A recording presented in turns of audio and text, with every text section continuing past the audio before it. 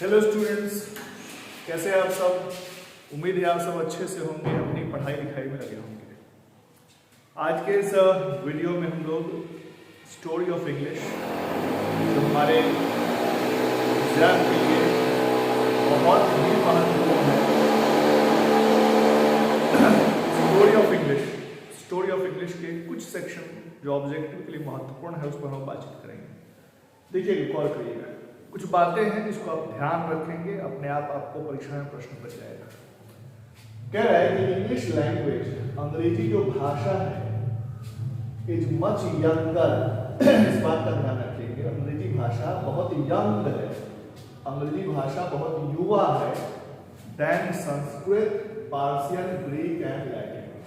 ये गाइड कर देगा, तो थोड़ा इसका ध्यान रखिएगा। ये दो ढंग से पूछ सकता है, अंग्रेजी भाषा युवा है और ये भाषाएं ओल्डर है, इसका ध्यान रखिएगा। मतलब अंग्रेजी भाषा नई भाषा है और ये जो ग्रीक, पर्शियन, ये सब भाषाएं हैं पुरानी भाषा है, इसका ध्यान रखना। तो इंग्लिश वी स्पीक टुडे, आज जो अंग्रेजी हम लोग बोलते हैं, केम फ्रॉम द स्पीच, वह उस भाषा से आया है ऑफ जर्मेनिक ट्राइब्स। देखिए, अंग्रेजी जो आज हम बोलते हैं उस सही मायने में जर्मेनिक ट्राइब्स की भाषा है। और क्यों है जर्मेनिक ट्राइब्स की? तो किसी जमाने में 5वीं शताब्दी में इंग्लैंड पर जर्मेनिक ट्राइब्स ने हमला किया था और वो बस गए थे, और उन्हीं की भाषा आगे चल के अंग्रेजी भाषा बनी, कहलाई। और जर्मेनिक ट्राइब्स को एंग्लो सैक्सन भी कहा जाता है, ये भी ध्यान रखिएगा। तो आज जो हम अंग्रेजी बोलते हैं वो जर्मेनिक ट्राइब्स की भाषा है या एंग्लो सैक्सन की भाषा है। देखिए, लिखा भी है एंग्लो सैक्सन वर जर्मेनिक पीपल, एंग्लो सैक्सन को ही जर्मेनिक लोग कहा गया है। ठीक, आगे जर्मेनिक इंग्लिश जो आज का इंग्लिश है, जर्मेनिक इंग्लिश मतलब जर्मनी की अंग्रेजी, जो किसी जमाने में जर्मनी के लोगों ने इंग्लैंड पर हमला किया था, तो उस जमाने की भाषा की बात हो रही है। तो Germanic English belong to the ancient Indo European family of language, इसका भी ध्यान रखिएगा। ये जो जर्मेनिक भाषा है, ठीक है, वो एंशिएंट पुराने इंडो यूरोपियन भाषा की जो फैमिली है उसी फैमिली का एक हिस्सा है। तो इस वर्ड का भी ध्यान रखेंगे, एंशिएंट इंडो यूरोपियन फैमिली। ठीक, अब अगली बात है इंग्लिश, जो आज हम लोग स्पेलिंग करते हैं, ये पहले इंग्लिश था, ENGLISH, स्पेलिंग आज ये है, पहले वो था। अगला, English is just 1500 years old. अंग्रेजी की जो पूरी इतिहास है उसको अगर आप खंगालेंगे तो पता चलेगा कि अंग्रेजी का पूरा इतिहास मात्र 1500 वर्षों का है। इसका भी ध्यान रखिएगा, अंग्रेजी का इतिहास 1500 वर्षों का है। अंग्रेजी का जो पूरा डेवलपमेंट हुआ है, ये 1500 वर्षों का जो कुल डेवलपमेंट है अंग्रेजी भाषा की, इसको 3 पीरियड्स में बांटा गया है। ये भी ध्यान रखना है, 3 पीरियड्स में बांटा गया है। एक का नाम है ओल्ड इंग्लिश, दूसरे का है मिडिल और तीसरे का है मॉडर्न इंग्लिश। ये ध्यान रखिएगा, ये पूछता है ओल्ड इंग्लिश का एज कब से कब तक है, यही पूछेगा आपसे, पूछ सकता है 499 AD से 1066 AD तक, ये ए है। मिडिल इंग्लिश का जो जमाना था, देखिए वो 1150 से लेकर के 1500 ईस्वी तक। तो आप कहेंगे कि सर ओल्ड इंग्लिश जमाना 1066 में खत्म हुआ, मिडिल 1150, तो बीच में करीब करीब 100 वर्षों तक अराजकता का माहौल था, लड़ाई युद्ध ज्यादातर हुई है, तो उस जमाने में भाषा का डेवलपमेंट नहीं हुआ है, इसलिए उस टाइम को यहाँ काटा गया है, छोड़ा गया है। तो ओल्ड इंग्लिश का जमाना 449 AD से 1066 AD तक। मिडिल इंग्लिश का जमाना 1150 से 1500 ईस्वी तक, और 1500 ईस्वी से लेकर के अभी तक की जो भाषा है, अभी तक का जो युग है, प्रेजेंट तक का जो युग है, ये मॉडर्न इंग्लिश का जमाना है, ये भी ध्यान रखिएगा। तो इन तीनों का एक ध्यान रखिए, पूछ सकता है। अगला, ओल्ड इंग्लिश का जो जमाना था, उस जमाने में क्या हुआ, मेजर डेवलपमेंट क्या हुआ? तो उस जमाने में इन्फ्लेक्शंस हुआ है। इन्फ्लेक्शन मतलब शब्दों का निर्माण, इन्फ्लेक्शन मतलब शब्दों का निर्माण। मतलब ओल्ड इंग्लिश के ज़माने में बहुत ज़्यादा भाषा में लिखी बातें नहीं गई हैं, कविता कहानी उस जमाने की उपलब्ध नहीं ही है, आप ऐसा कह सकते हैं। उस जमाने में इन्फ्लेक्शंस हुआ है। इन्फ्लेक्शन कहने का मतलब ये है कि भैया शब्द नए नए उत्पन्न हुए हैं, बनाए गए हैं, प्रीफिक्स सफिक्स लगा करके। जैसे एडवांटेज है तो डिसएडवांटेज, इन्फॉर्म, इन्फॉर्मेशन, कुछ लास्ट में जोड़ करके, पहले जोड़ करके शब्दों का निर्माण इस जमाने में हुआ है। तो ओल्ड इंग्लिश के जमाने में इन्फ्लेक्शन हुआ है, ध्यान रखिएगा। इन्फ्लेक्शन कौन से जमाने में हुआ है पूछ सकता है।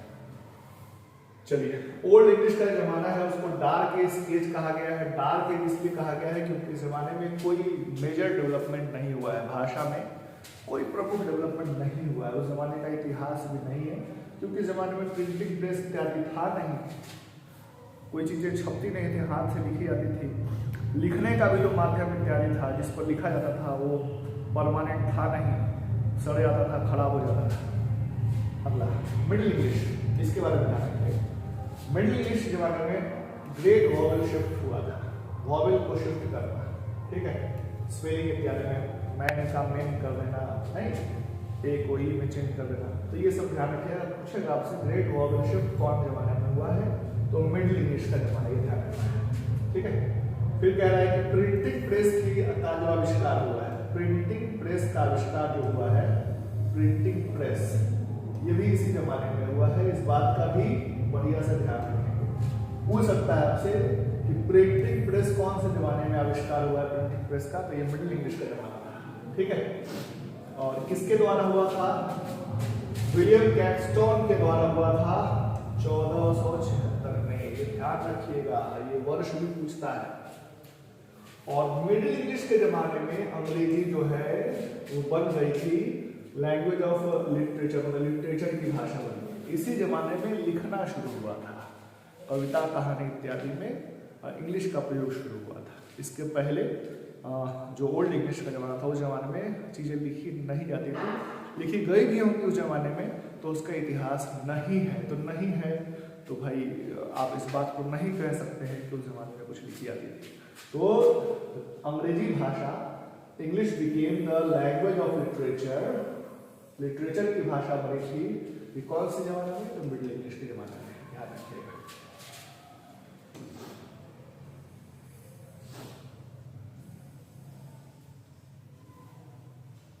आगे आते हैं। Correct, in modern English, modern English का जो जमाना है, आज का जो युग है, ठीक है, न्यू वेराइटीज ऑफ इंग्लिश, अंग्रेजी का नया वेराइटीज उत्पन्न हुआ है, इमर्ज हुआ है, नया निकला है। They are American English, American English है, उसमें इंडियन इंग्लिश है, कैनेडियन इंग्लिश है, इस तरह की है अंग्रेजी, नई नई तरह की, जिसमें थोड़ा थोड़ा चेंजेज है, उसको हम न्यू इंग्लिश का जमाना कहते हैं। तो थोड़ा सा अंतर यही है कि पहले ब्रिटिश इंग्लिश में कलर का स्पेलिंग COLOUR था, अमेरिकन इंग्लिश में COLOR हो गया। रिकॉग्नाइज का RECOGNIZSE था ब्रिटिश में, अमेरिकन में ZE हो गया। थोड़ा शब्द बदल गए, ब्रिटिश इंग्लिश में पुलिस कहते हैं, अमेरिका में कॉप्स कहते हैं, चिप्स कहते हैं, इधर फ्राइज कहते हैं। अमेरिकन इंग्लिश और ब्रिटिश इंग्लिश में थोड़ा थोड़ा का अंतर है, बस आप ध्यान रखिएगा, ठीक है। तो आज का जो जमाना है इसमें जो नई प्रकार की अंग्रेजी है उनको न्यू इंग्लिश कहते हैं, इसका ध्यान रखिएगा। आज की जो मॉडर्न इंग्लिश का युग है, एज है, इंग्लिश को साइबर एज का भाषा कहा गया है। आपको पता ही होगा इंटरनेट का युग है और इस युग में इंटरनेट इत्यादि में अंग्रेजी का ही ज़्यादातर चलन है, ठीक है। साइबर एज की भाषा इंग्लिश को ही कहा गया है। आगे इंग्लिश जो है ना वो कभी ईस्ट मिडलैंड डायलेक्ट, देखिए डायलेक्ट होता है क्षेत्रीय भाषा, डायलेक्ट के बारे में पूछ सकता है सवाल। जैसे बिहार है ना, मैथिली है, मगही है, भोजपुरी है, इस तरह की क्षेत्रीय भाषाएं हैं। तो उसी तरह इंग्लैंड में भी 4 क्षेत्रीय भाषा हुई थी, और उस क्षेत्रीय भाषा में जो सबसे प्रभावी हुआ, जिसको आज अंग्रेजी का नाम आप देते हैं, वो ये है ईस्ट मिडलैंड डायलेक्ट। इसका नाम ध्यान रखिएगा, ईस्ट मिडलैंड डायलेक्ट ही इंग्लैंड में एक ऐसी क्षेत्रीय भाषा थी जो ज़्यादा लोकप्रिय हुई और वही आज अंग्रेजी का स्वरूप ले लिया है, इसका ध्यान रखिएगा। There are 4 dialects in old English, old English के जमाने में 4 क्षेत्रीय भाषाएं थी, एकदम ध्यान रखिएगा, पूछ सकता है। Anglo Saxon use runic alphabet, Anglo Saxon जो थे वो रियूनिक अल्फाबेट यूज करते थे, ये भी ध्यान रखना है, रियूनिक वर्ड ध्यान रखिएगा। Alphabet during old English, old English के जमाने में मतलब अक्षर ऐसा होता था जैसे कि इसमें मतलब अस्त्र शस्त्र दिखाई पड़ता हो, जैसे टी लिख रहे हैं तो ऐसा लिख रहे हैं जैसे भाला बना हुआ है, तलवार बना हुआ है, ऐसे तलवार है उसके ऊपर ऐसे ऐसे टी लिखना है तो भाला टाइप का बना हुआ है, ऐसे बना रहेगा, ऐसे बना रहेगा, इधर से भाला टाइप का बना हुआ, मतलब अक्षर ऐसे हुआ करता था जैसे जिसमें युद्ध की झलक दिखती थी, उसी को रियूनिक अल्फाबेट कहते हैं। ठीक है, अगला इन एंशिएंट टाइम, पुराने जमाने में लैटिन, जो लैटिन भाषा थी, had the status of world language, उसको वर्ल्ड लैंग्वेज की का स्टेटस पदवी मिला था। पुराने जमाने में लैटिन भाषा बहुत अच्छी मानी जाती थी, क्योंकि लैटिन भाषा मतलब क्रिश्चियन लोगों के लिए धार्मिक भाषाएं थी। उस जमाने में जो लैटिन बोलता था उसको लोग पढ़ा लिखा मानता था। जैसे भारत में भी इस तरह की संस्कृत को तवज्जो दी गई है भारत में, उस तरह की बात हुआ करे वहाँ पर। तो लैटिन को पुराने जमाने में, ध्यान रखिएगा, एंशिएंट टाइम में, पुराने जमाने में लैटिन भाषा को वर्ल्ड लैंग्वेज माना जाता है। अगला the golden period of old English, old English के जमाने का जो गोल्डन पीरियड था, ठीक है, the golden period of all in old English literature was the era of king Alfred. ये ध्यान रखिएगा, किंग एल्फ्रेड, राजा एल्फ्रेड थे ओल्ड इंग्लिश के जमाने में, उन्हीं के युग को मतलब ओल्ड इंग्लिश का मतलब आप कह सकते हैं गोल्डन पीरियड माना गया है। तो एल्फ्रेड नाम ध्यान रखिएगा, राजा एल्फ्रेड थे, किंग एल्फ्रेड थे, उन्हीं के पीरियड को गोल्डन पीरियड माना जाता है ओल्ड इंग्लिश के जमाने में।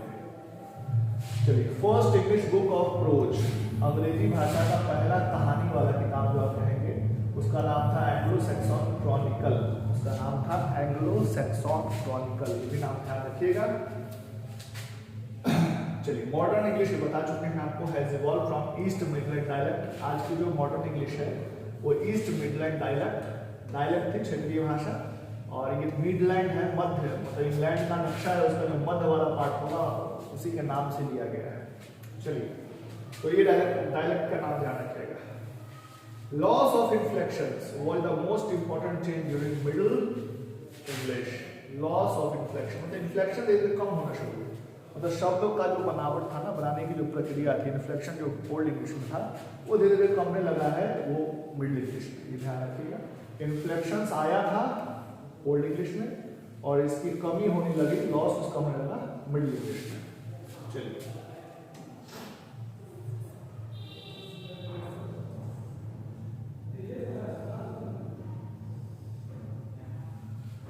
आगे इंग्लिश एब्जॉर्ब, इंग्लिश ने एब्जॉर्ब किया है, समाहित किया है फ्रॉम ऑलमोस्ट 50 डिफरेंट लैंग्वेज, मतलब अंग्रेजी भाषा जो है इसमें 50 भाषा के कोई इसने समेटा हुआ है, मतलब बहुत सारी भाषाओं के शब्द आपको इंग्लिश में मिल जाएंगे।